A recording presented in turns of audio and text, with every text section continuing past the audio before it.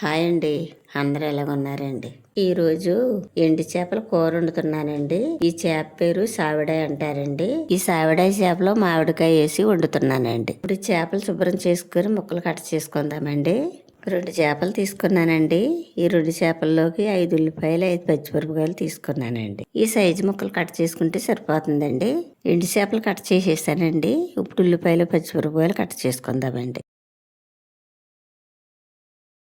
మామిడికాయ ఈ సైజు ముక్కలు కట్ చేసుకుంటే సరిపోతుందండి. ఇప్పుడు ఎండు చేపలు నీట్గా కడుక్కుందామండి.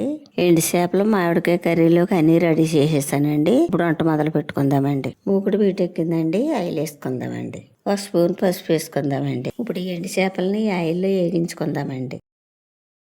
ఎండు చేపలు వేగిపోయాయండి, తీసి పక్కన పెట్టుకుందామండి. ఇప్పుడు అదే మూగుట్లో ఉల్లిపాయలు పచ్చిమిరపకాయలు వేగించుకుందామండి. రుచికి సరిపడగా కళ్ళుప్పు వేసుకుందామండి. ఉల్లిపాయలు మగ్గినాయండి. ఇందులో వేయాల్సినవన్నీ వేసుకుందామండి. 1 స్పూన్ పసుపు, 2 స్పూన్లు కారం వేసుకుందామండి. ఇప్పుడు మామిడికాయ ముక్కలు వేసుకుందామండి. ఇప్పుడు కొంచెం నీళ్లు పోసుకుందామండి. ఫ్రై చేసి పక్కన పెట్టాం కదండి, ఎండు చేపలు వేసుకుందామండి. 10 నిమిషాలు ఇలా మగ్గరిద్దామండి. ఎండు చేప మామిడికాయ కూర రెడీ అయిపోయిందండి. మామిడికాయ ఎండు చేపల కూర ఎంతమందికి ఇష్టమో కామెంట్ చేయండి.